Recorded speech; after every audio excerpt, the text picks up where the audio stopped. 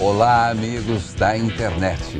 Boas-vindas ao UX Writing Cast, seu podcast sobre UX Writing e outras cositas más. Mas antes de começar esse papo, deixa eu me apresentar. Aqui é a Ale Periardi, sou Content Design UX Writer no iFood, mentora, podcaster e produtora de conteúdo.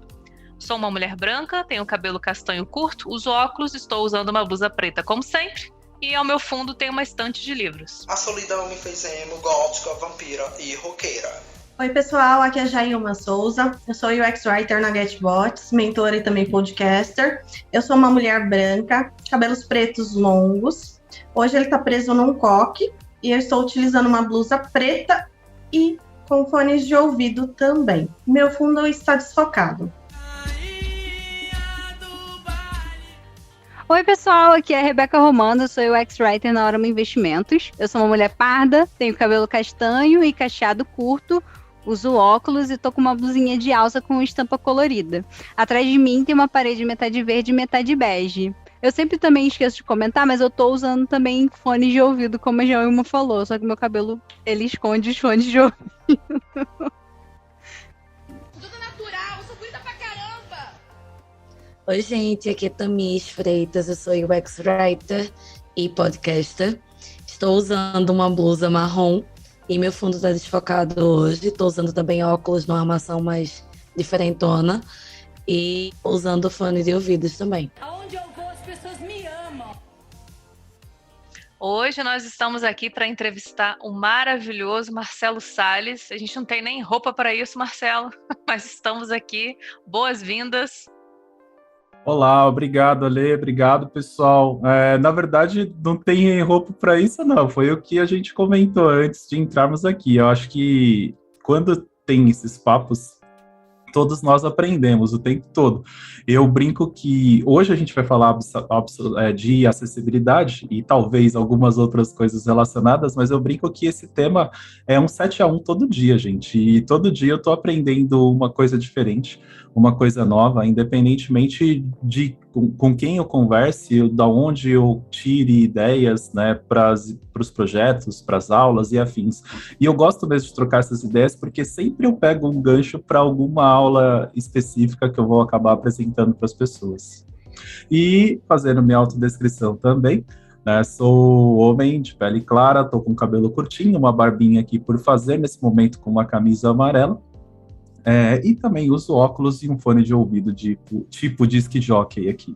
Como ele é acessível! Especialista em acessibilidade digital com ênfase na aplicação estratégica, planejamento, gestão de mudança, aplicação prática, compliance e testes. 20 anos desenvolvendo produtos e serviços digitais em diferentes canais, com forte background em design. Sólidos conhecimentos em arquitetura de informação, usabilidade, pesquisa, design de interação, design de interface, design inclusivo, taxonomia, SEO, métricas, metodologias ágeis e desenvolvimento front-end. E mais recentemente, CEO da Tudo é Acessibilidade, essa empresa que chegou aí para abalar multidões, e vamos falar mais sobre ela daqui a pouco. Marcelo, a gente gostaria de aproveitar, depois dessa introdução gigantesca, porque o seu currículo é enorme, a gente gostaria que você contasse um pouquinho sobre a sua história, sua trajetória profissional, como é que você se encontrou, se é que dá para usar esse verbo, em acessibilidade, e a pergunta que não pode faltar no nosso podcast: o que o LinkedIn não conta sobre o Marcelo Salles? Perfeito, Ale. Vamos por partes aí. A história é muito longa, assim, se eu fosse contar ela em todos os detalhes, eu demoraria. Para vocês terem uma ideia, no curso que eu tenho gravado, o Access Boost, no começo eu tenho uma parte que é sobre o curso e sobre a minha carreira, porque é muito comum as pessoas me perguntarem por que eu comecei a falar sobre acessibilidade. E eu nunca me oponho, porque eu gosto até de contar bastante essa história, porque eu acho que entendermos as histórias das pessoas, independentemente de quem seja, é parte fundamental do nosso processo de evolução, né? Então, acho que é importante a gente entender como as pessoas chegaram, onde elas estão.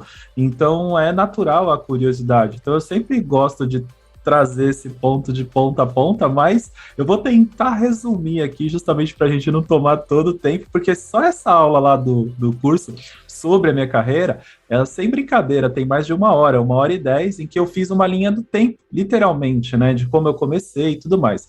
Mas resumidamente, assim, o que eu posso dizer é que o fato de eu ter chegado ao ponto em que eu cheguei hoje falando de acessibilidade com facilidade em diferentes aspectos e situações, tem muito a ver com as experiências que eu tive antes de falar de acessibilidade, né? Então, por quê? Quando comecei a lidar com o tema, eu não imaginava que um dia eu ia me tornar o especialista que eu me tornei nesse tema. Eu não imaginei que eu ia seguir uma carreira como hoje eu estou seguindo com esse tema e abrindo uma empresa, né? Eu nunca imaginei eu empreendendo, essa era a verdade. Mas as coisas foram acontecendo e foram me empurrando até eu chegar no ponto que eu tô hoje.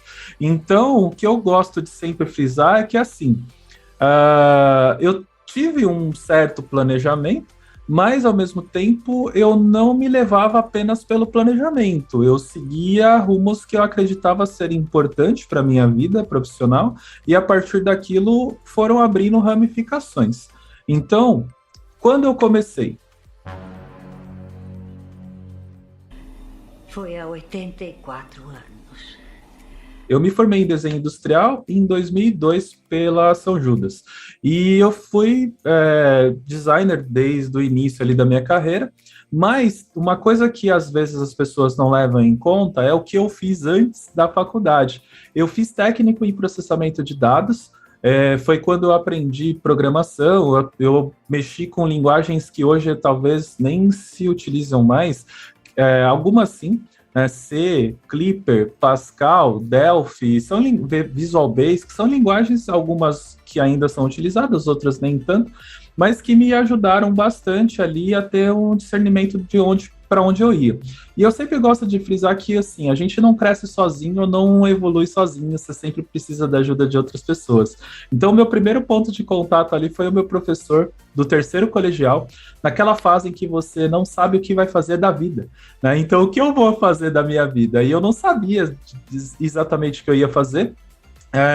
E o meu professor de Visual Basic, naquela ocasião, viu que eu fiz, eu lembro que até hoje, eu nunca vou esquecer disso, eu fiz uma tabelinha da Copa de 98, né, e era o exercício que a gente tinha lá no curso, no terceiro colegial, e ele falou para mim assim: Marcelo, ficou muito legal aqui a programação da tabela, gostei, mas você foi a única pessoa que se preocupou bastante em posicionar os elementos de um jeito certo, né? Cuidar do layout e tudo mais, e eu gostei bastante. Você já procurou saber sobre o curso de desenho industrial? Eu nunca tinha ouvido falar. Então foi o meu primeiro empurrão, foi a partir dali que eu fui saber sobre o curso e eu falei, pronto, é isso que eu quero fazer da minha vida. Então eu fiz o curso de desenho industrial graças ao empurrão do meu professor no terceiro colegial. Terminei o curso de desenho industrial, então eu era um designer que já sabia programar. Hoje a gente não tem aquela velha discussão, será que o designer precisa saber programar? Eu sempre falo, gente, não entre em discussões efêmeras. O tempo que você está perdendo discutindo se a pessoa precisa ou não saber, você poderia estar aprendendo se você acha importante para sua carreira. Então não fica entrando em discussão efêmera que ninguém vai lembrar no dia seguinte o que discutiu, isso só vai arrumar para sua cabeça, você vai entrar em confusões e às vezes discussões desnecessárias, sabe? E segue aquilo que você acha importante. Se você acha importante e relevante, faça um curso. Você não precisa se tornar um exímio programador, desenvolvedor ou qualquer coisa que seja, mas o fato de você conhecer vai te ajudar bastante. Eu falo isso por conhecimento de causa mesmo, assim, o fato de eu ter sido um designer que já sabia programar me ajudou muito na minha carreira, seja nas discussões que eu tinha com pessoas envolvidas em diferentes projetos, e seja em qualquer outra situação. E eu trabalhei muito no começo da minha carreira ali, em agências de design e publicidade. Nessas agências de design e publicidade, eu tive contato com conteúdos, com redatores. Quem já trabalhou em agência sabe que normalmente se trabalha em dupla, né? O diretor de arte mais o redator. E o fato de você trabalhar em dupla extrapola bastante a sua mente, a sua cabeça, as suas ideias. Isso me ajudou bastante a entender sobre conteúdo, né, e sobre textos e tudo mais. Então, hoje, eu também tenho essa certa facilidade de escrever artigos, né, e de me expressar também muito por conta disso. E tudo isso foi me direcionando. No Itaú, aí em 2008 eu entrei no Unibanco, nem era Itaú ainda, né? Com a ideia, entrei como desenvolvedor front-end, não como designer, mas eu estava numa fase que, assim, eram 6 anos ali de trabalhando em agências, eu estava naquela fase de achar que eu estava entre um pleno e um sênior, tá, gente? Não me considerava sênior ainda naquela ocasião, e entrei como desenvolvedor front-end no Unibanco como desenvolvedor júnior, né? As pessoas sempre falam, cara, mas você voltou para trás, né? Não voltei para trás, eu quis fazer isso. Inclusive, esse vídeo eu devo lançar em breve. Eu vejo muitas pessoas falando sobre migração de carreira e tudo mais, né?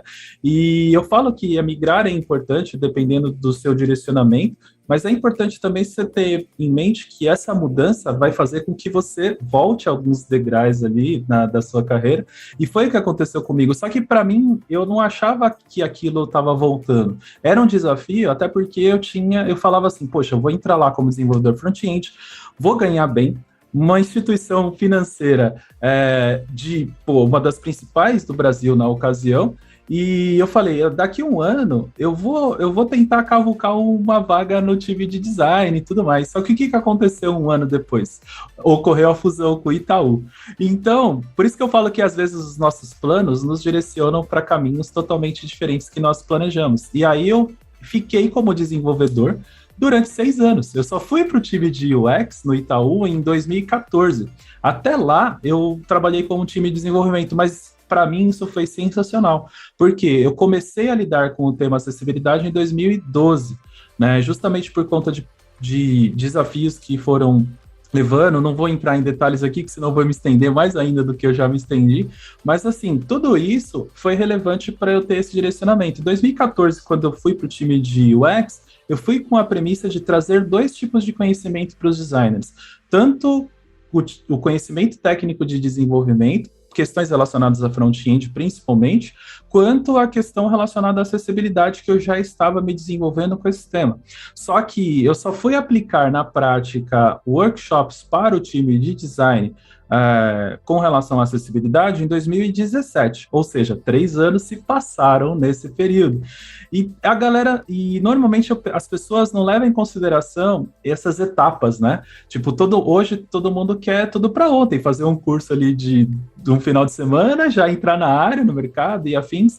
E eu acho que toda essa bagagem, eu não estou falando que as pessoas precisam esperar 3, 4, 5 anos, mas eu estou falando que as pessoas precisam entender que exige-se sim um tempo de maturação, de conhecimento, principalmente quando você vai mudar de carreira, mudar de área e afins. E tudo isso, assim, foram coisas que, nessa ocasião, eu estava começando a aplicar workshops de acessibilidade, não era o tema que eu lidava 100% ali ainda dentro do Itaú, e isso só foi acontecer em 2018, graças também à minha coordenadora na época, a Tatiana Mami Amada, que hoje ela está no Boticário. Algumas pessoas devem até conhecer, que provavelmente estão ouvindo aqui, e é muito legal. Ela depois foi para o Santander e hoje ela está no Boticário. Mas foi muito legal porque, assim, resumindo também, teve um dia, eu estava de saco cheio, gente, 10 anos na mesma empresa, né? Tem gente que fica 6 meses e já está de saco cheio, eu fiquei 10 anos na mesma empresa, então ali, e eu já estava meio de saco cheio, eu cheguei para ela abertamente, eu sempre sou transparente em tudo aquilo que eu conduzo a minha vida de uma forma muito transparente, assim, e para ela, eu falei assim, Tati, na boa, eu tô de saco cheio, as coisas estão se repetindo. Eu estava no time de Design System nessa ocasião, o Design System estava começando lá dentro do Itaú, eu estava no time que estava formando as bases iniciais ali na época, e aí eu falei, poxa, tá acontecendo coisas que já tinham acontecido antes, né, tava se repetindo tudo, desde a minha época de TI, de tecnologia, e eu vou me colocar à disposição do mercado, porque os projetos que eu estou fazendo de acessibilidade já estavam ganhando uma certa evidência, eu já tinha criado o Acessibilidade Toolkit nessa ocasião, e o Guia WCAG nessa ocasião, tinha criado isso em 2017, e aí ela falou para mim assim,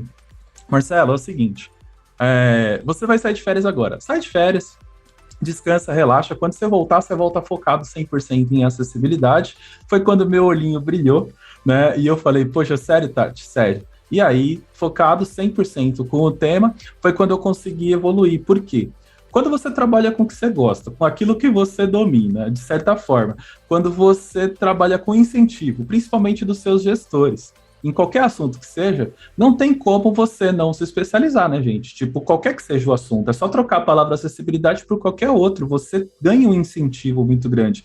E aí eu falo que foi o ponto da minha virada, porque até naquela ocasião, eu tinha um conhecimento muito grande técnico, de aplicação prática, de testes, muita teoria ali, e eu comecei a entender coisas que eu não conhecia ainda, que era o planejamento estratégico, o relacionamento com negócios. Então, eu conversei e apliquei workshops para o time de marketing, por exemplo, Itaú. Para vocês terem uma ideia, quando eu foquei 100% em acessibilidade, que foi em março de 2018, até a minha saída do Itaú, que foi em janeiro de 2021, foram mais de 4 mil pessoas que eu fiz capacitação e treinamento internamente dentro do Itaú.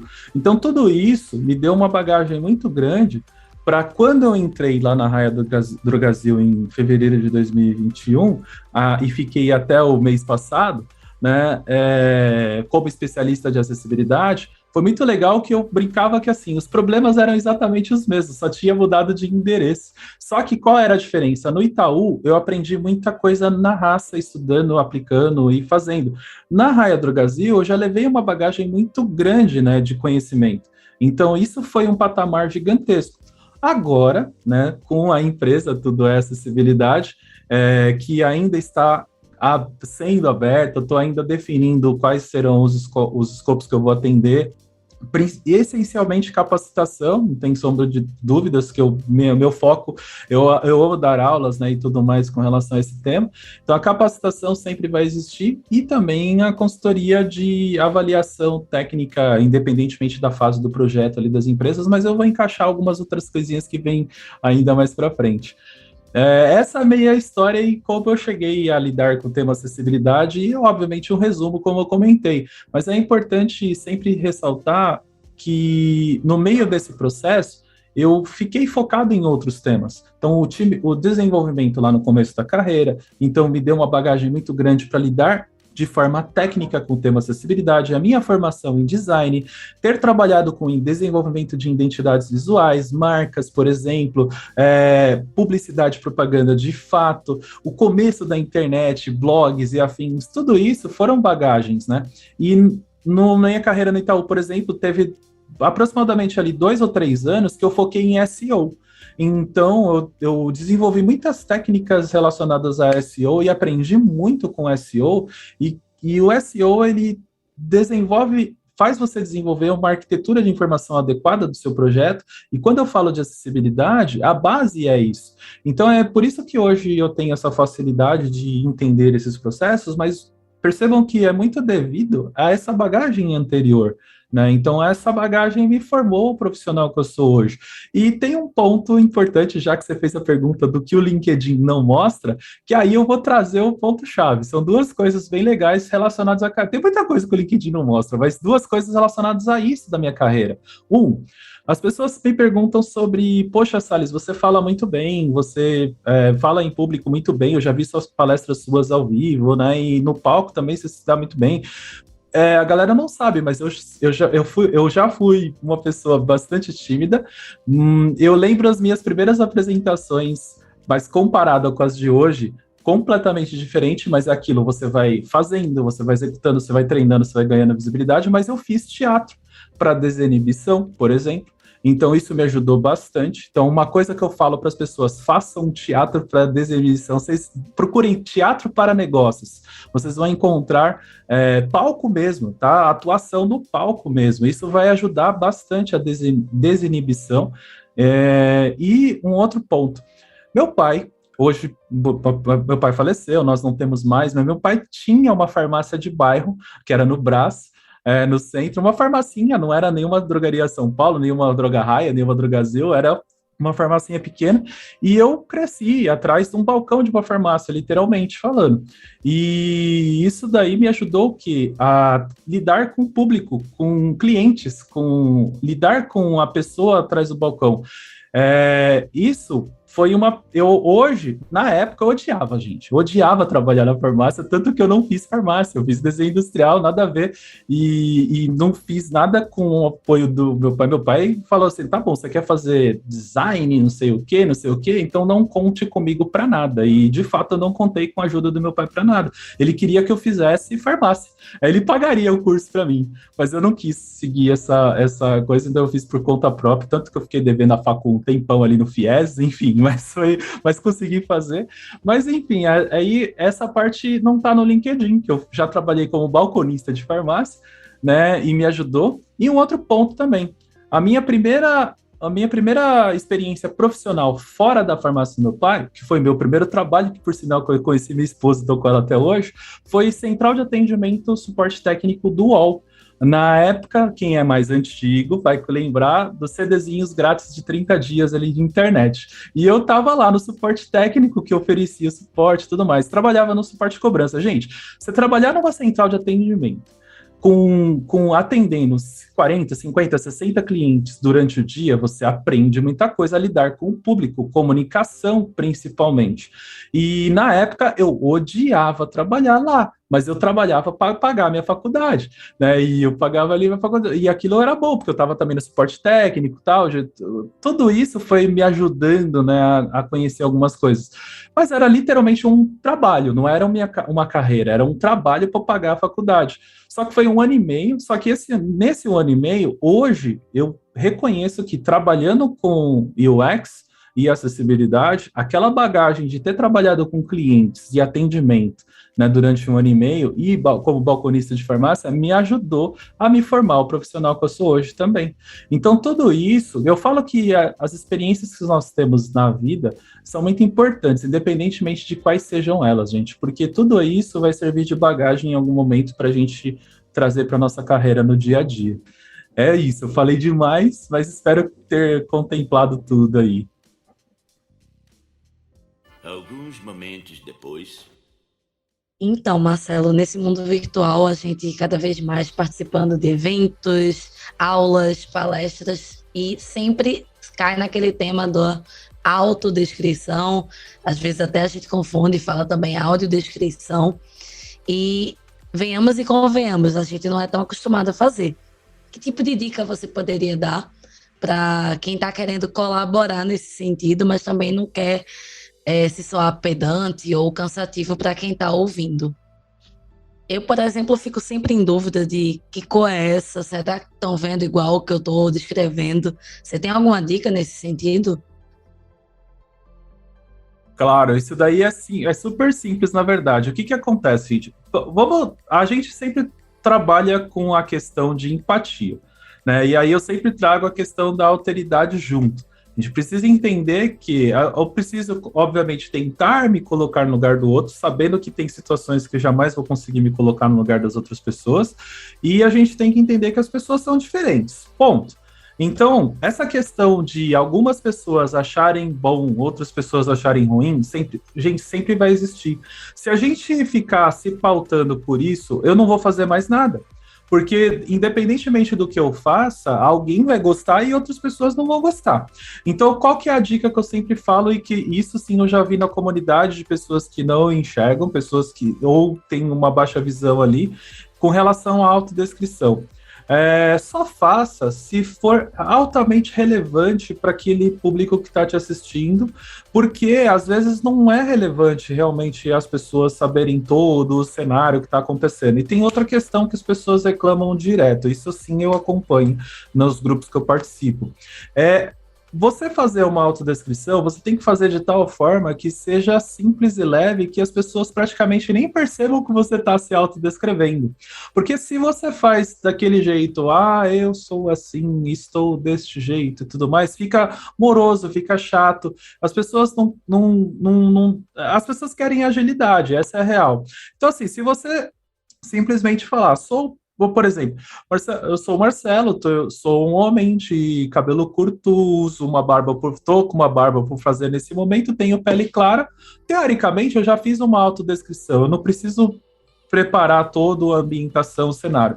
Mas isso não significa que você não deva fazer. O que eu quero dizer é que, se for fazer, ensaie muito no espelho, faça muitas vezes, grave você mesmo falando, até você chegar ao ponto de você achar que tá bom e que você fez a sua autodescrição em 10 segundos ali, coisa bem rápida mesmo, para as pessoas não perderem o assunto principal, né? Então é basicamente isso. Então, assim, mas, independentemente disso, né, tem essa questão de que, mesmo assim, algumas pessoas vão achar que não precisaria. Mas aí a gente entra no outro ponto, de que uma pessoa sempre vai achar boa, outra pessoa vai achar ruim, e isso é eterno, né? E assim, a gente se pautar por isso, a gente acaba não fazendo nada mesmo.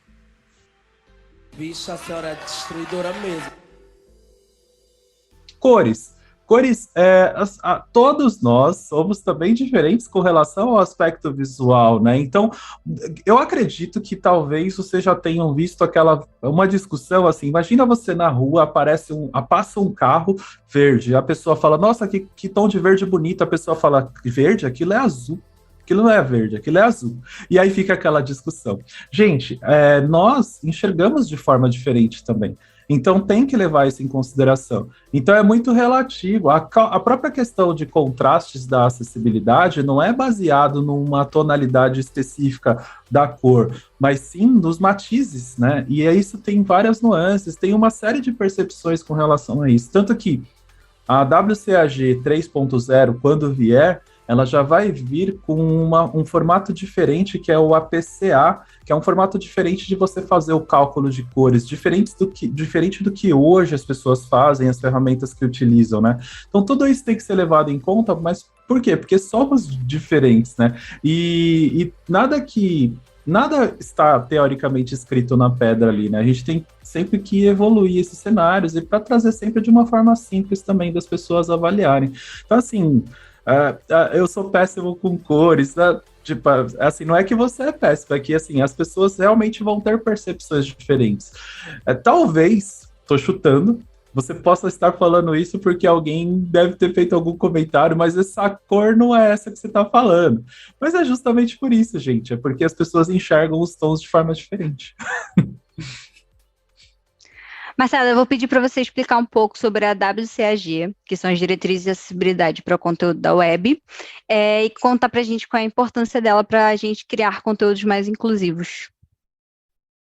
Perfeito, Rebeca, vamos lá. WCAG, eu diria que ela é o arroz com feijão de tudo aquilo que a gente precisa trazer para os produtos e serviços. Por que eu digo arroz e feijão, né? Independentemente do que você consuma, tá? Porque o arroz e feijão é a comida típica aqui no Brasil, não sei de onde você está ouvindo esse podcast, pode ter algum outro costume. Mas, enfim, considere como o prato principal, vamos dizer assim. E ela é o básico a ser efetuado, né? Quem começa a estudar WCAG passa por algumas fases interessantes. Não dá para citar todas aqui em todos os detalhes, mas principalmente a seguinte: a primeira é a negação. Achar que aquilo é um monte de cagação de regras, literalmente falando. E você vai falar que, assim, poxa, mas, cara, quanta regra, quanta coisa pra gente estudar e tudo mais. Gente, primeiro ponto, não existe almoço grátis. Para a gente se especializar em qualquer assunto, eu preciso sim conhecer as bases de tudo aquilo que foi projetado, que foi criado. Ela não existe, né, à toa. Não foi alguém que apontou ali o dedinho para cima e achamos que é assim, tem que ser assim. Não, gente, é uma porrada de pessoas literalmente trabalhando. As empresas, as principais empresas de tecnologia, representantes dessas empresas e, claro, pessoas com diferentes tipos de deficiência atuando ali por trás. E tem um detalhe: ela sempre é aberta, as discussões são abertas. Então, qualquer pessoa que quiser participar das discussões podem entrar na documentação oficial da WCAG. Depois eu até passo alguns links aqui para ler, acrescentar ali como referências aqui ao podcast, mas existem uma série de documentações, uma série de grupos de discussão que promove esse tipo de ação. Mas falando propriamente da documentação, Web Content Accessibility Guidelines, as diretrizes de acessibilidade para o conteúdo web, elas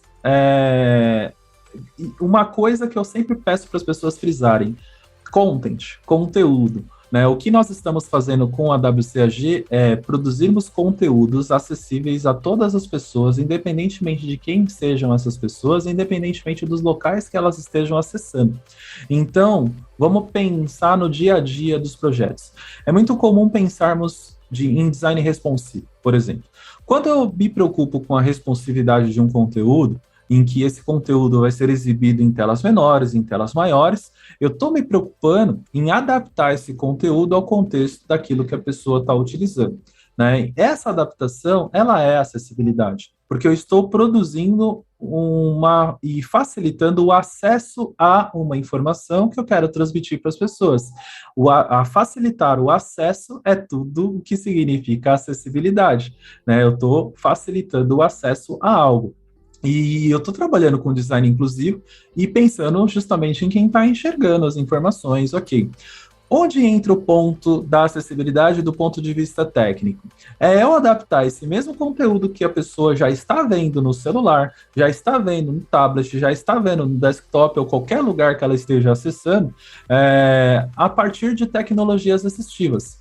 A principal delas é o leitor de telas, mas não se resume apenas ao leitor de telas. Aí a gente entra em diferentes tecnologias assistivas, mas vou citar duas aqui. O leitor de telas seria destinado a pessoas que não enxergam. O leitor de telas, ele vai ler tudo aquilo que está sendo produzido, tudo aquilo que está sendo transmitindo ali naquele produto ou serviço que a pessoa está utilizando, na web, basicamente. E a pessoa não enxergando, ela não tem a referência visual de como aquele layout está construindo. Então, daí a importância da arquitetura de informação que está por trás do layout ser bem adequada para que a pessoa ouça numa ordem lógica aquelas informações e, claro, algumas informações específicas vão ser transmitidas exclusivamente para o leitor de telas. Por exemplo, um botão que talvez não tenha uma literal, um botão que seja somente um ícone, por exemplo, normalmente utilizado em aplicativos de celular. Aquilo eu preciso transmitir de uma forma que seja audível também para a pessoa que não está enxergando.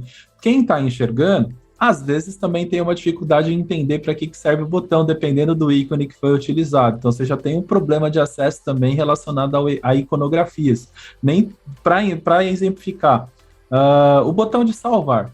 A gente está numa geração de transição. Eu utilizo a nuvem ou eu utilizo o disquete? As pessoas mais jovens têm uma dificuldade de entender o que é um disquete, visualmente falando, e vai sempre por intuição. Vai chegar num ponto, e alguns produtos já utilizam o ícone da nuvem, porque eu estou salvando na nuvem, não salvando num disquete. Então, percebam que a acessibilidade, ela contempla várias questões relacionadas ao aspecto visual, ao aspecto auditivo, diferentes situações. E aí, eu estou citando o relacionamento com o leitor de telas. Vamos pensar agora num outro exemplo.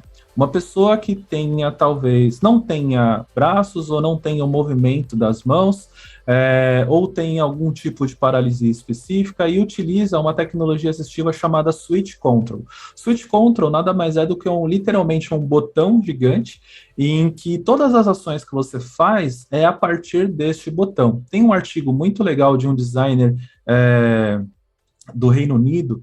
Eu estou tentando lembrar o nome dele, é Hampus Setchford, se eu não me engano o nome dele era esse, e eu também mando esse link desse artigo para ler e acrescentar aí nos materiais de referências do podcast, em que ele fez uso do Switch Control durante 24 horas do seu dia, e ele fez todos os testes possíveis e a manipulação do computador inteiro usando só o Switch Control, e aí ele relatou as experiências que ele teve com relação àquilo. E o que é relevante é que as pessoas que talvez não tenham o movimento do braço e que dependem daquele recurso, só para citar alguns exemplos da gente, porque existem diferentes situações aí que seria possível ser utilizado o Switch Control. O que é o Switch Control por trás? Nada mais é do que um teclado. É um teclado num formato diferente, é num formato de um único botão. E esse botão você configura, tipo, pontos de toque. Se você clicar tocar mais a parte de cima dele, mais a parte de baixo, der um toque mais profundo, e aí você vai determinando algumas configurações. É a navegação por teclado. A WCAG traz diretrizes para você adaptar o seu conteúdo para navegar por teclado. E aí a pessoa que entra num site, por exemplo, vai navegar, por exemplo, pela tecla Tab. A tecla Tab é responsável por navegar por itens interativos num site, um botão, um formulário, um menu e afins. Quem não utiliza um teclado comum está navegando ali com o Tab. Quem utiliza o Switch Control vai estar navegando através dele com toques e cliques. Se o seu conteúdo estiver adaptado para o uso adequado de um teclado, a pessoa vai conseguir também usar um Switch Control, mesmo que você nunca tenha ouvido falar ou tenha sabido da existência do tal do Switch Control, se não fosse me ouvindo agora nesse momento. Então, por isso que as diretrizes são importantes, porque elas fazem com que você produza o conteúdo de tal forma que faça com que ele funcione com diferentes tecnologias assistivas, com diferentes tecnologias, em diferentes sistemas operacionais, em diferentes situações, em diferentes contextos. Então, tudo se resume a como eu estou fazendo com que o conteúdo que eu estou produzindo seja de fácil acesso para todas as pessoas. Eu fiz uma explicação talvez um pouco diferente do que as pessoas estão acostumadas a ouvir sobre a WCAG, né? Porque todo mundo acredita que no fim a WCAG são parâmetros técnicos. Tem parâmetros técnicos, mas eles são utilizados para fazer com que o seu conteúdo seja de fácil acesso a todas as pessoas. Resumidamente é isso. Depois dessa aula incrível, né, Marcelo? Obrigada, né? Por isso, a gente queria te perguntar, que dicas que você dá para quem trabalha, para quem quer trabalhar nessa área, né, ou saber mais sobre acessibilidade? O que eu devo estudar se eu quiser entrar mais nesse mundo e me tornar né, até mesmo uma UX Writer mais inclusiva? Além das ótimas dicas que você já deu para a gente, fala um pouquinho mais sobre algum conteúdo para a gente estudar e melhorar essa parte de acessibilidade. Tu quer apostar? Aposta. É de bom tom? Perfeito, Jailma. Assim, com relação ao que estudar, eu sempre falo que, assim, como eu comentei na primeira pergunta sobre o fato de eu entender bastante de acessibilidade, não tem necessariamente a ver com a acessibilidade. Teve a ver com as coisas que eu aprendi antes de falar de acessibilidade. Então, se as pessoas querem dicas para lidar bem com a acessibilidade, assim, tem que levar em consideração o seguinte: se você não tem conhecimento tanto técnico quanto de design, você vai ter que focar naquilo que você está direcionando a sua carreira, porque é praticamente impossível ou difícil você focar em todos os cenários. Eu falo, o meu caso foi um caso à parte, porque eu falei, desde a minha formação, eu já sabia programar, eu já sabia trabalhar com desenvolvimento, com criação. Então, a minha vida, ela foi meio que seguindo essa bifurcação ao mesmo tempo, né? Então eu fui trabalhando com isso, junto ao fato de eu ser muito curioso, sou fuçador demais, gente. Se eu tenho uma dúvida, eu fico ali horas, às vezes caçando informação de várias opiniões, de várias fontes diferentes e tudo mais. Então, a primeira coisa sejam curiosos, trabalhem com foco naquilo que vocês estão atuando. Não tentem entender o cenário que não é do seu conhecimento. Por exemplo, se você não trabalha com desenvolvimento, e você vai começar a estudar WCAG e você vai cair em algumas questões técnicas, não fica quebrando a cabeça, tentando entender a parte lógica do desenvolvimento. Deixa aquilo para as áreas que seriam relacionadas. Tenta focar no conteúdo e por que existe aquilo. As diretrizes de acessibilidade, se você começar a estudar ela de forma profunda, e eu dou dicas disso lá até no meu curso e tudo mais, mas resumindo as dicas que eu dou, quando você entra no critério, cada critério da WCAG tem uma base específica de conteúdo. Então, por que o critério foi criado? Para que ele serve? Qual o benefício que eu ganho ao aplicá-lo? quais as pessoas que são beneficiadas diretamente ao aplicar aquele critério. Essa é uma parte que é importante para, independentemente da área que você atua. Se você trabalha com desenvolvimento, se você trabalha com conteúdo, se você trabalha com design, qualquer coisa que seja, aquela informação básica vai servir para todo mundo, porque você vai saber por que o critério existe, por que está sendo aplicado. Aquilo já vai te dar um norte. Aí, quando você entra na parte de referências técnicas, aí você começa, de fato, a entrar na parte de desenvolvimento, que é como você aplica aquilo tecnicamente falando. E talvez, se você não trabalha com desenvolvimento, talvez aquilo não te interesse. Então, pula essa parte e se concentra naquilo que é mais essencial. Por que eu estou aplicando aquele critério? Tem que levar em consideração que os critérios dificilmente atuam de forma individual, um está relacionado com o outro, e aí eu dou uma dica e um merchan, que é o Guia WCAG. Quando você abre o guiawcag.com, que é o site lá que eu desenvolvi para resumir os critérios, perceba que em cada cardzinho, em alguns deles, eu tenho assim, ler junto com. Então, você tem o critério número tal, e aí você tem a dica de qual você lê e que vai estar relacionado com aquele critério específico. Então, eu já trouxe ali uma ajudinha para vocês com relação a esse ponto. Uma coisa fundamental de entender para quem trabalha com design de interação na essência. Gente, não tem como não compreender design de interação na essência, e quando eu falo design de interação, é design de interação profundamente, tá? Tipo, porque vou dar um exemplo bem prático, uma dúvida muito comum e que eu trago como exemplo em aulas, e eu já trouxe até nos meus stories com relação a isso, e as pessoas sempre me questionam.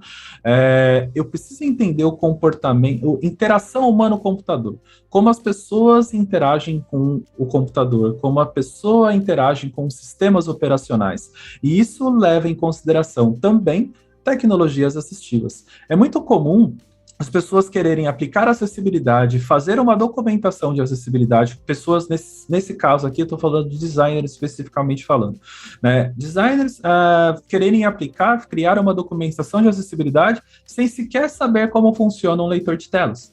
Poxa, como que você vai criar uma documentação de acessibilidade sem entender a ferramenta para qual aquilo está sendo desenvolvido, por exemplo? Então, sejam curiosos a ponto de entender tecnologias assistivas. Pega 5 minutos do seu dia, aqueles 5 minutos de descanso que você ia abrir uma Globo.com, um UOL da vida, né? Faça aquilo com um leitor de telas habilitado. Habilite o leitor, todo celular tem um leitor de telas. Se for Android, tem o TalkBack, é só ir em configurações, acessibilidade, habilitar o TalkBack. Se for o iPhone, configurações, acessibilidade, preferência de sistema, acessibilidade e VoiceOver. Se for um computador, o Mac tem um VoiceOver, o Windows tem um que é chamado de Narrator, ou narrador em português, mas você pode instalar um outro chamado NVDA, que ele é gratuito, open source, e ele é o mais utilizado hoje no mundo.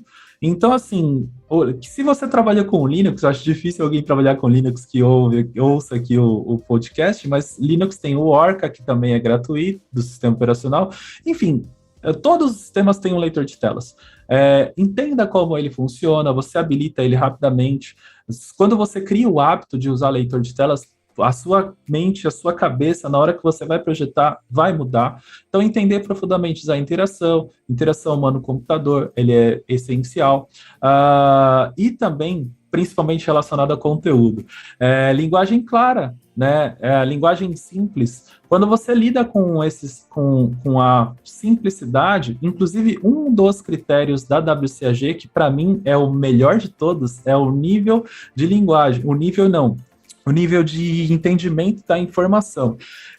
Deixa eu até pegar o número dele. O número eu não lembro de cabeça aqui, mas o critério eu já falo qual que é, que aí vocês já vão saber o que eu estou falando. Esse, para mim, é o principal. Nível de leitura é o critério 3.1.5. Esse critério ele fala basicamente o seguinte: qualquer pessoa que acabou de sair do ensino fundamental, que tenha uma dificuldade de compreender o conteúdo e não está, de fato, conseguindo utilizar, você precisa revisar esse conteúdo de alguma forma ou trazer uma forma mais simples de facilitar o entendimento desse conteúdo. O que seria uma forma mais simples? Você pode trazer um infográfico, você pode trazer um vídeo explicativo, enfim, aí vai da criatividade da pessoa e do contexto da informação, ou mesmo refazer o conteúdo de uma forma que seja simples e inteligível para a pessoa compreender a informação. Às vezes a pessoa não adquire um produto ou serviço simplesmente não porque ela não conseguiu usar, mas simplesmente porque ela não compreendeu o que ela tinha que fazer, o que ela ganhava com aquilo, né? Porque a informação não estava clara o suficiente. Então, quando você lida com linguagem simples, facilita bastante. E aí tem um conteúdo que eu acho lindo, que é o Content Design London, que é o Readability Guidelines. Esse eu mando o link também aqui para vocês acrescentarem, né, que ele fala sobre justamente linguagem clara, pontos de gramática, públicos-alvos, dispositivos, canais. Eu estou lendo aqui da página deles que eu já estava... Na hora que você foi falando, eu fui abrindo ele aqui para ver. Design de conteúdo, a questão de imagens, que são os textos alternativos e afins. E ele lida assim, com essa questão de linguagem clara.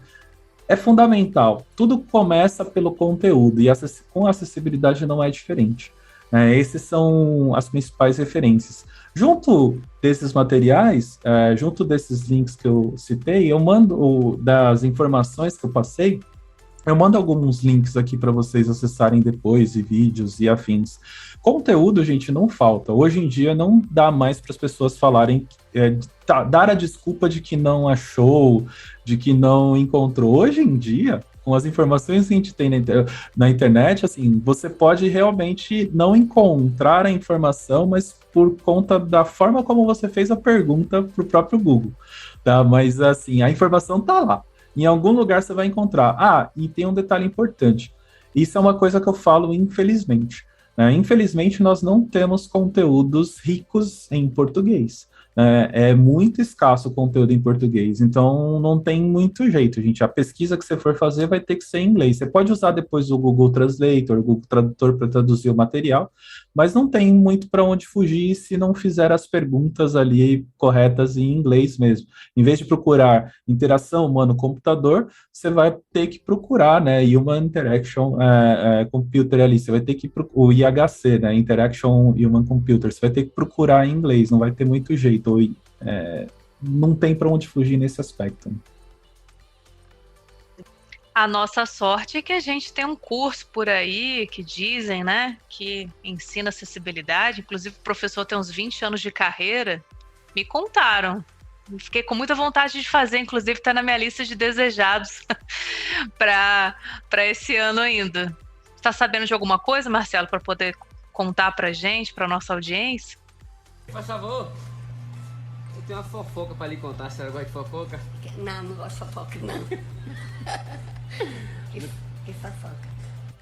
Posso falar assim, o Access Boost, né, o curso aí de uma pessoa aí que resolveu fazer o curso contemplando de ponta a ponta. Agora tem um detalhe importante. Por que ele resolveu fazer isso? Por que eu acabei definindo um curso bastante longo com relação ao conteúdo? E as pessoas me falaram assim, mas Marcelo, ou Salles, né? As pessoas chamam de Salles, né? Mas Salles, por que você não separou o curso, criou 20 cursos diferentes? Você ia ganhar muito dinheiro, né? Separando o conteúdo para o público A, público B. Eu falei, gente, sempre as pessoas sempre colocam à frente, né, o lucro que você está tendo, o ganho que você está tendo e tudo mais. As pessoas não enxergam o todo e a motivação.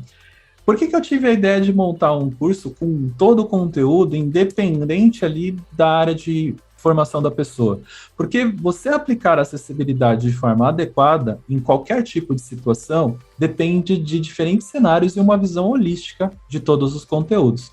Se você não entende que a responsabilidade não é apenas da pessoa A, da pessoa B, da pessoa C, você fatalmente vai ter um problema para incluir o seu conteúdo, né? Tem exemplos que eu costumo dar em aulas, que assim, às vezes exemplos relacionados a links, que aí eu tenho uma participação da pessoa, do designer ali, em que ele está se preocupando em manter links com características interativas, como por exemplo um sublinhado, para a pessoa bater o olho e identificar que aquilo é um link, né? Aí eu tenho preocupação relacionada ao desenvolvimento semântico, então a pessoa que está desenvolvendo aquela tela que foi criada pelo designer tem que aplicar adequadamente as técnicas de código semântico.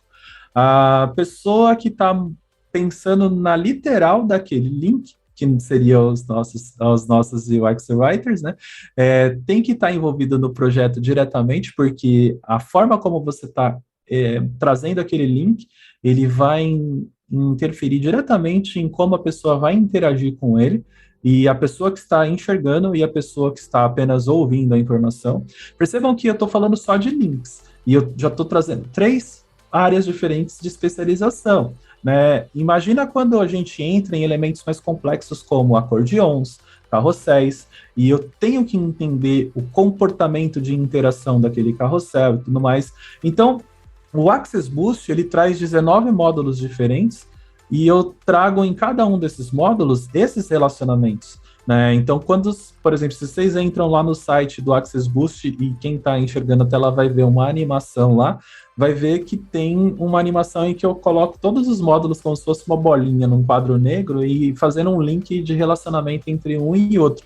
Mas por que isso? Porque um conteúdo está diretamente relacionado com o outro. Então, foi essa a minha motivação. E outra coisa, né, pesquisando no mercado, e independentemente do local, gente, eu mesmo, particularmente, já fiz uns 30 cursos diferentes espalhados por aí. Os que eu gosto bastante é o do IDF, né, os cursos do IDF sempre são muito bons, né, o Interaction Design Foundation, para quem não conhece, e é bem legal os materiais, inclusive o curso de acessibilidade deles, e nem eles, que eu considero um conteúdo bom, tratam de uma forma holística da forma como eu estou trazendo ali no Access Boost. Então, o que eu queria era trazer esse diferencial, fazer com que as pessoas percebessem que a acessibilidade não é só a responsabilidade dela, tá? E às vezes a pessoa fica, poxa, mas é muito conteúdo para entender. A pessoa primeiro precisa entender que ela não precisa entender todo aquele conteúdo, né? Ela precisa entender o que é respectivo à área dela.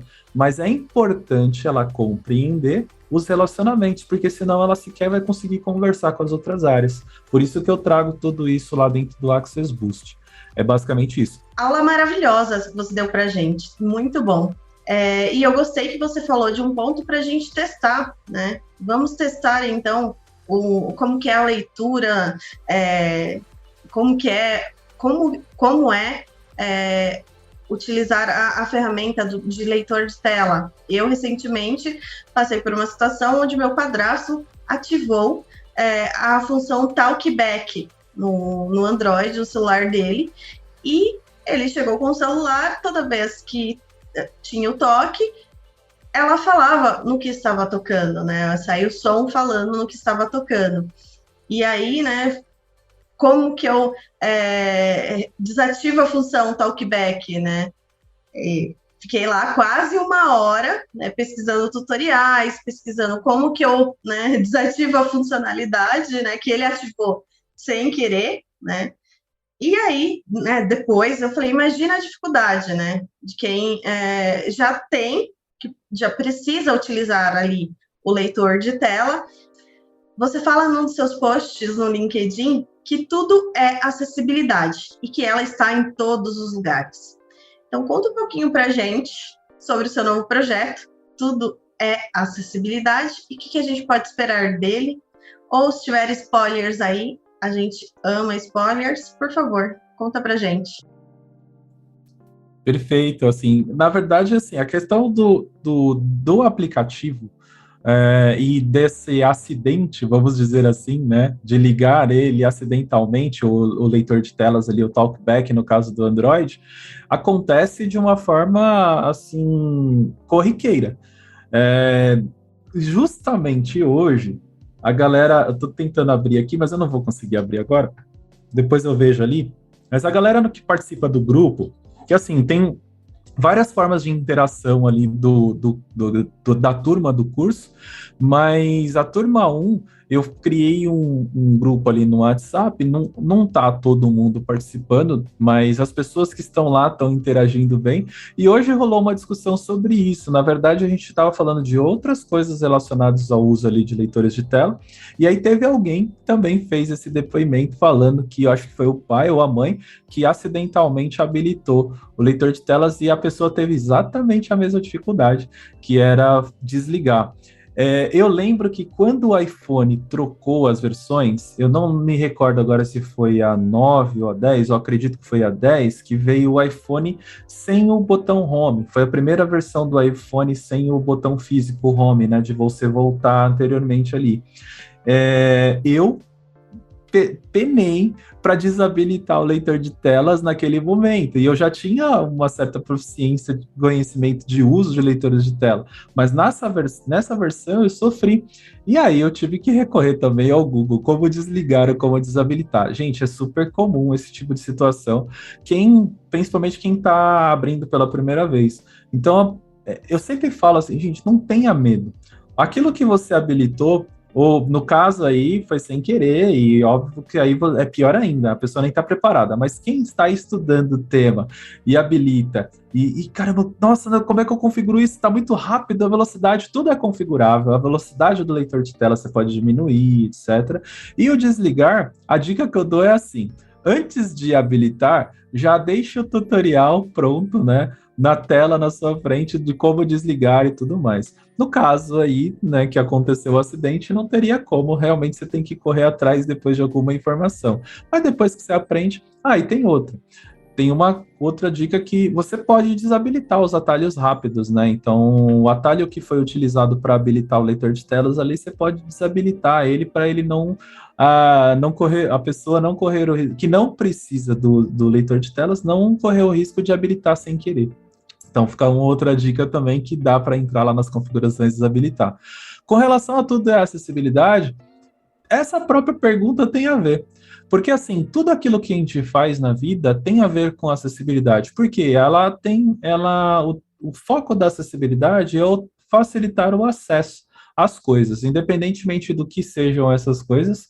No caso de produtos ou serviços digitais, estamos focando justamente nisso, independentemente de quem esteja acessando esse conteúdo. É muito comum, quando você fala de acessibilidade, as pessoas associarem apenas as pessoas com deficiência. Eu sempre falo que isso não está incorreto, isso está incompleto, né? Então, assim, o fato de você ter a acessibilidade para pessoas com deficiência, obviamente que é um dos focos principais, mas ao aplicar acessibilidade, você melhora o produto para todas as pessoas, isso é fato. E quando você trabalha essa questão, você está focando na prática em qualidade, né? Como que eu trago mais qualidade do meu produto ou serviço para todas as pessoas que estão acessando aquele conteúdo, né? E como que eu facilito a vida delas? Aí tem essa diferença do UX, né, da experiência para a acessibilidade. Porque a principal diferença, os dois estão focando numa qualidade melhor do produto, numa qualidade melhor do serviço que eu estou entregando, mas a diferença fundamental é que a usabilidade está fazendo com que as pessoas consigam utilizar, né? Consigam fazer uso melhor daquilo que elas já estão utilizando e ter uma experiência melhor com aquilo. A acessibilidade, ela foca no acesso. Às vezes a pessoa nem sequer consegue ter acesso àquela informação ou àquele produto ou àquele conteúdo. Então a diferença fundamental entre um e outro acaba sendo essa. Nem todo produto acessível é usável, nem todo produto usável é acessível. Então eu tenho uma linha muito tênue aí que separa os dois mundos aí. Quando eu falo que tudo é acessibilidade, é porque é difícil eu falar de acessibilidade sem estar diretamente ligado à usabilidade.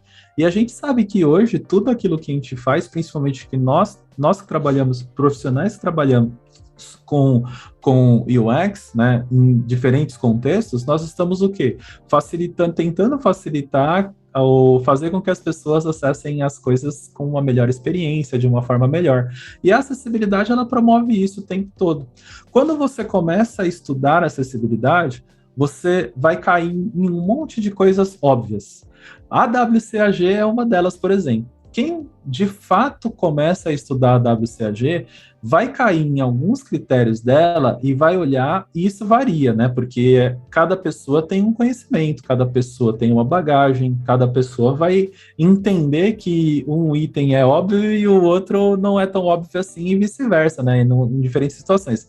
Mas aí, quando você começa a estudar a WCAG, é muito comum você olhar ali os critérios e falar, poxa, mas isso aqui eu já faço. E a pessoa nem sabia que aquilo tinha a ver com acessibilidade, né? Aí ou vai chegar num outro critério, nossa, é verdade, isso daqui, poxa, como é que eu esquecia disso? Né? Como é que eu esquecia de ter isso? E eu tô falando de forma genérica porque é o que eu falei, né? Vai ser diferentes critérios e diferentes situações. Tem um critério lá que é o página com título. Pô, página com... Ah, e tem outra. Sempre que vocês lerem no critério da WCAG página, pode pensar como tela, tá? Não precisa ser uma página, que quando os critérios foram escritos, não tinha o celular e afins. Então, você pode estar trabalhando com página com título e aí pensar que é uma tela, basicamente. Mas aí, o que acontece? Você imagina justamente nesses cenários. Você começa a ampliar as situações e falar, pô, página com título. Quem esquece de um título de uma página? Nossa, tem tanta página e tantos sites hoje que não tem títulos principais, títulos de nível 1. Então, parece ser óbvio, mas as pessoas esquecem. Então, o óbvio, às vezes, precisa ser dito também. E o que é o óbvio? O que é óbvio para mim, não é óbvio para você. Então, quando a gente começa a trazer todos esses conceitos, você começa a entender, poxa, mas tudo é literalmente acessibilidade. Isso é uma percepção natural que as pessoas chegam, né? E até mim, né? Quando eu percebi isso, ficou aquele tudo na minha cabeça. Hoje, as apresentações que eu faço em diferentes empresas, algumas que eu já fui, que vocês atuam, inclusive, o título da apresentação é tudo que você faz no dia a dia é acessibilidade, você apenas não ligou os pontos ainda.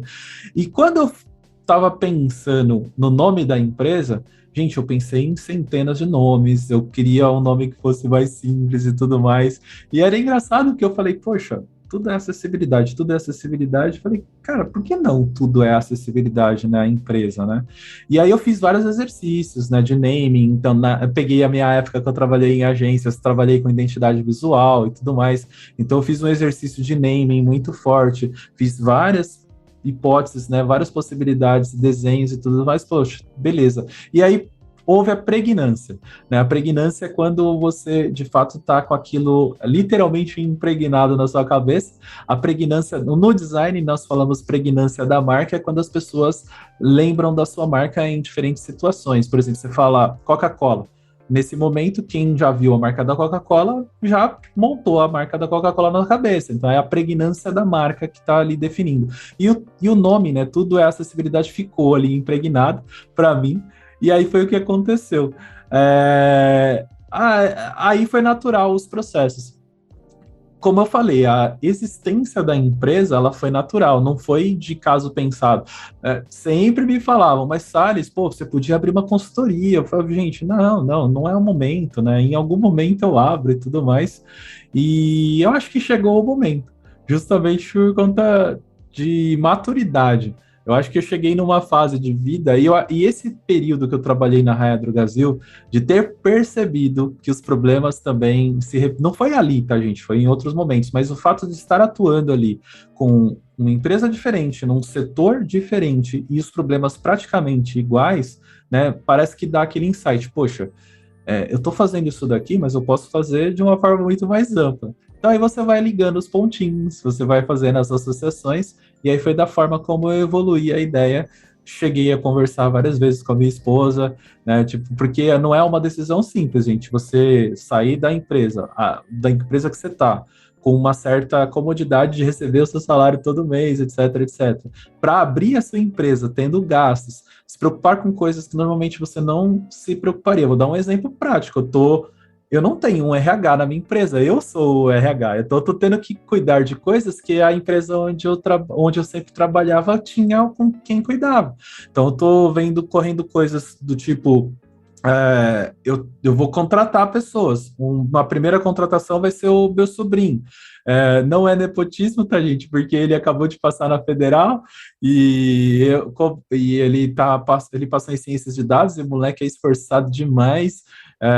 E eu vou contratar ele porque ele também já queria trabalhar comigo e tudo mais, tá bom, mas eu vou te contratar do jeito certo, com CLT e tudo mais. E aí eu tô correndo atrás, por exemplo, para saber como que eu faço. Inclusive hoje eu conversei com a empresa, né? Exame admissional, exame demissional, então você tem que associar uma empresa com isso. São coisas que você não pensa no dia a dia. Quando você abre uma empresa, você vai partir para o mundo do empreendedorismo, você vai ter que lidar com coisas que normalmente você não lidava. Então, para mim, está sendo um puta de um aprendizado em todas as etapas. Está sendo sofrido, vamos dizer assim, mas é aquela sofrência gostosa, sabe? Tipo, a sofrência que você gosta, é prazerosa, porque você está fazendo um negócio que você sabe que é para você, né? Você sabe que é o seu conhecimento. E o objetivo da empresa vai ser esse. Eu já dei o spoiler antes, já falei. Num primeiro momento, o assunto principal é capacitação. Eu tinha MEI, né? Então eu sempre tive MEI por conta das aulas que eu sempre dei, e eu utilizava o MEI para emissão de notas nas instituições e afins. Então, só que eu tive que mudar agora, por conta da composição da empresa, não é mais MEI, agora é limitada. E aí... O primeiro tema é a capacitação profissional, já estou com alguns clientes conversando, e além disso vai ser a consultoria. Num primeiro momento, eu vou focar bastante em projetos que as empresas já estão atuando, e eu vou meio que facilitar o entendimento do que elas podem melhorar naquele projeto. Aquilo que está em andamento, independentemente da fase do projeto, eu faço a análise do projeto, no geral. E aí, com base nessa análise, eu vou falar, olha, pontos de atenção, pontos de atuação. Fazendo também uma análise de como está a empresa, eu poderia até mesmo direcionar, tipo, esse tipo de assunto você vai ter que falar com a área tal. Aí, um exemplo que eu já posso citar, no caso da Raia Drogasil, nós tínhamos uma área de qualidade de testes, mas nós não tínhamos ainda uma área de qualidade de testes com foco em acessibilidade. Então, eu vou poder ajudar justamente isso, na formação de times específicos, na construção dessas áreas, né? Aí, fazendo um paralelo, como era no Itaú.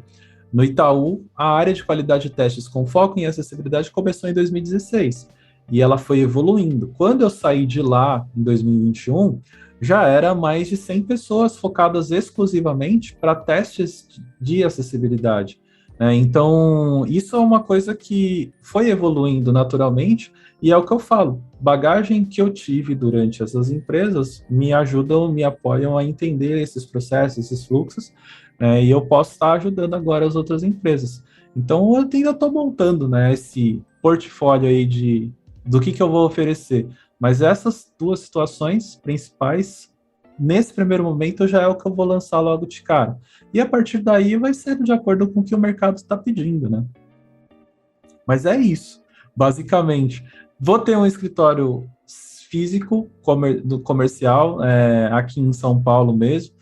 Para quem é de São Paulo, quem está ouvindo, vai ser em frente o prédio comercial ali do Shopping Bourbon, ali na Pompeia, do lado do estádio do Palmeiras. Eu sou corintiano, mas a vista ali para o estádio do Palmeiras vai servir para eu secar os palmeirenses. Desculpem os palmeirenses que estão assistindo, ou ouvindo a apresentação aqui, o podcast, mas eu brinco que assim, poxa, estrategicamente posicionado. Palmeirense vai ter que pagar ali ingresso para assistir, porque a vista é literalmente em cima do estádio, gente, do Allianz Parque ali. É muito engraçado. Quem me acompanha em redes sociais, às vezes vê eu postando alguns stories fazendo essas brincadeiras assim. Mas é brincadeira, tá, gente? Eu sou corintiano, mas eu já fui muito torcedor de ir no estádio. Hoje em dia eu não tenho mais essa gana toda, não. A gente fica só nessas brincadeiras mesmo. Impressionante como o tempo só te valoriza. Eu acho que vocês têm potencial, dando os meus 20 centavos aí, para dar palestra, continuar dando palestra, treinamento para pessoas que querem se especializar assim como você, mentorias, né? E um livro. Eu já quero o meu livro autografado. Você nem escreveu não, mas eu tô encomendando aqui, tá bom? O livro está sendo escrito, gente. O livro está sendo escrito. Eu não tenho pressa para concluí-lo. Eu vou pegar bastante insumos do próprio curso. Posso dizer que ele está com 10% apenas, né? E eu só já direcionei como eu pretendo, né, escalonar os conteúdos dali, e eu vou escrevendo sempre que eu posso, né, mas já está no meu rascunho. Eu já comecei a correr atrás sobre editoras que poderiam fazer a publicação e afins, mas de verdade, gente, não é um projeto que eu tenho pressa. Esse eu sei que vai sair, mas hoje eu tô com outros focos. Se a gente não dá atenção às coisas que a gente está fazendo, a gente acaba não fazendo nada, né? Então, nesse momento, eu tô com foco na empresa e nos alunos, nas alunas da primeira turma do curso, né, que tá rolando. E o livro tá ali, não tá esquecido, né? Mas não é a minha prioridade, vamos dizer assim. Vou dar um outro spoiler, então, já que a gente falou disso. Eu vou até mostrar aqui, eu sei que quem está ouvindo não está vendo nesse momento, mas a gente está gravando aqui com um vídeo aqui entre a gente, né? Tem essa caixinha aqui que é o Acessibilidade Toolkit. Essa caixinha aqui que eu estou mostrando aqui, ele tem uma aparência... Pensem, para quem só está ouvindo, pense numa embalagem de baralho. E aí você tem umas cartinhas dentro. E essas cartinhas são os critérios da WCAG. E o que acontece? Aqui eu já vou fazer um spoiler que quem está na turma 1 já me ouviu falando.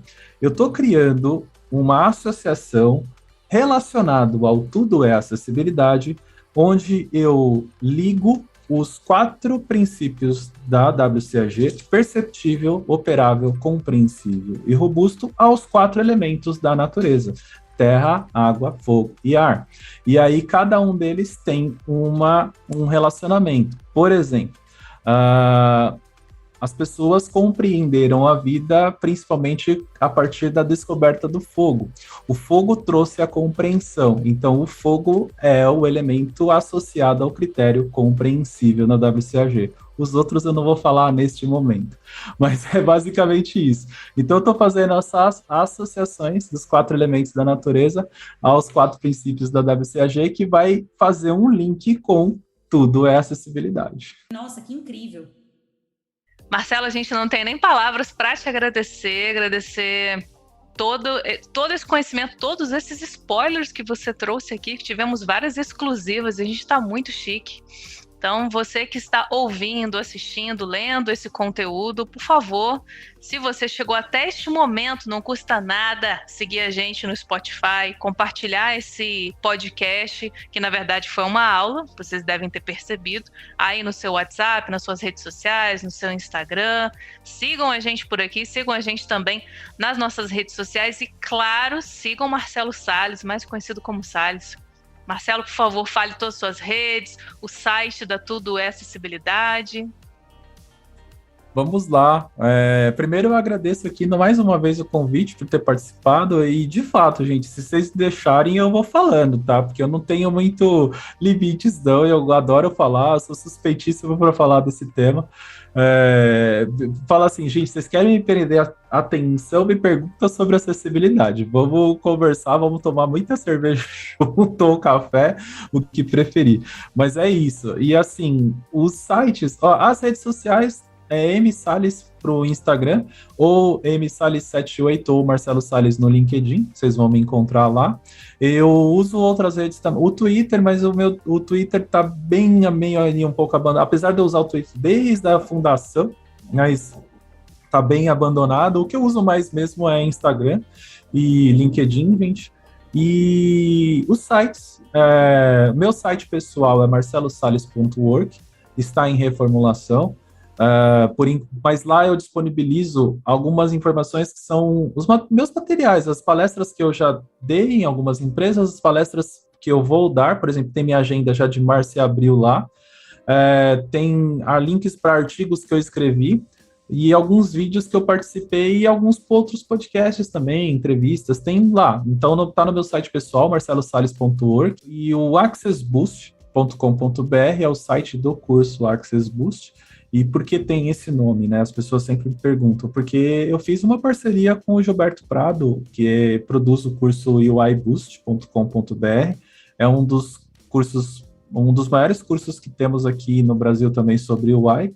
É bem bacana e faz parte da família Boost, né? Então ele também tem o curso em parceria um curso de código em parceria com o Will Moreira, que trabalha junto com ele, por sinal, na empresa dele. E aí ele fala sobre codificação e o nome codeboost.com.br. Aí se juntou CodeBoost, o UI Boost e Access Boost, basicamente, por isso o nome do curso acabou sendo esse. E além disso, né, tudo tem o site da empresa, a Tudo é Acessibilidade. E o site é tudoeacessibilidade.com.br, sem o acento circunflexo ali no E. Fica tudoeacessibilidade.com.br, que também, por sinal, é o arroba da conta do Instagram, tudo é acessibilidade, arroba tudo é acessibilidade, que já tem ali algumas coisinhas. Por enquanto, eu estou publicando apenas uns spoilers e explicando o contexto da marca, porque eu criei a marca e aí eu estou explicando o formato da marca, né, por que ela tem aquele formato e os elementos que eu trouxe para a marca, que é os pontos, as pontuações, os parênteses, e agora eu vou falar do contexto geral ali, então eu estou trazendo alguns postzinhos, e a empresa também já está no LinkedIn, que é Tudo Acessibilidade para vocês procurarem. Acho que é isso. Maravilhoso, gente. Sigam o Salles em todas as redes sociais, até no Twitter, quando ele resolver reativar, vocês já estão por lá, tá? Para não perder a oportunidade. Empresas que estiverem ouvindo a gente, por favor, façam um favor para vocês, para as pessoas usuárias de vocês, para os funcionários. Com certeza vocês vão reter mais talentos aí investindo em acessibilidade. Fica a dica. Claro, a gente quer agradecer a você que ouviu até aqui. E se você estiver ouvindo a gente no Spotify ou na sua plataforma de podcast preferida, é só seguir o projeto e no Spotify você ainda pode avaliar a gente com 5 estrelas. Então, vai fazer bastante diferença para o nosso projeto. Por favor, a gente conta com você para compartilhar esse conteúdo que a gente prepara com tanto carinho. É isso aí. Sigam a gente e o UX Writing Cast em todas as redes sociais. Eu estou no Instagram como tamis.x. No LinkedIn, pode buscar por Tamis Freitas. Aliás, se quiser sugerir algum episódio, convidado, convidada, chega lá também nas redes sociais oficiais e a gente vai anotando tudo e procurando agenda com todo mundo. Bom, gente, nas redes sociais eu sou Rebeca Romano, lá no LinkedIn, no Instagram, para quem quiser me seguir, bater um papo, trocar uma ideia, só me procurar por lá. Para me achar nas redes sociais, pode me procurar como Jailma Souza ou Jailma SZ, tanto no LinkedIn quanto no Instagram. E se você quiser patrocinar algum episódio nosso, manda um e-mail para uxwritingcast@gmail.com ou manda um direct lá no Instagram. Bom, se vocês quiserem, vocês podem me encontrar nas redes sociais, no LinkedIn, no Twitter e no Facebook, Ale Periardi, e no Instagram, Ale Periardi, o X no final. Lembre-se, o UX Writing não é só textinho. Até a próxima!